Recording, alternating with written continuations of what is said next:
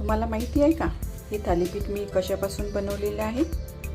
तर रात्रीचा शिळा भात किंवा खिचडी आपल्या इकडे उरलेली असेल तर त्यापासून आपण हे असं खमंग असं थालीपीठ बनवू शकतो. चला तर आपण आता तेच बनवूया.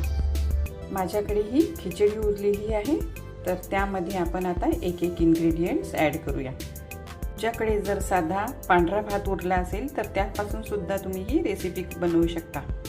हे सर्व आपल्याला मिक्सरला बारीक करून घ्यायचं आहे. त्यामध्ये मी कणिक ॲड करत आहे. 1 वाटी कणिक घालते आहे. त्यानंतर छोटी अर्धी वाटी आपल्याला बेसन लागणार आहे. लाल मिरची पावडर, हळद, थोडासा ओवा आपल्याला घालायचा आहे. त्यानंतर हिरवी मिरचीची पेस्ट आपण यामध्ये घालणार. तीळ आपल्याला घालायचे आहे. चवीनुसार मीठ घालायचं आहे.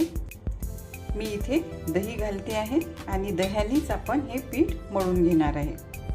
आपल्याला याचा घट्ट असा गोळा मळून घ्यायचा आहे.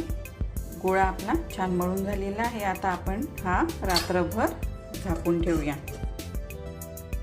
आता आपल्याला याचा पराठा लाटायचा आहे. यामधला एवढ्या साईजचा गोळा घेऊया आणि याचा एक पराठा लाटून घेऊया.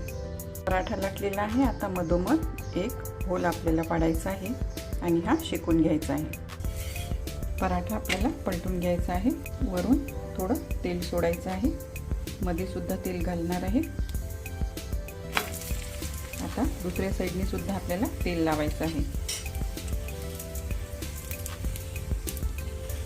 चवीला पण खूपच टेस्टी हे पराठे लागतात.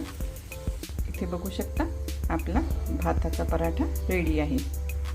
तर अशा प्रकारे रेडी आहे आपले खमंग असे भाताचे थालीपीठ. तुम्हाला जर ही माझी रेसिपी आवडली असेल तर नक्की लाईक करा आणि माझ्या चॅनलला सबस्क्राईब करायचं विसरू नका.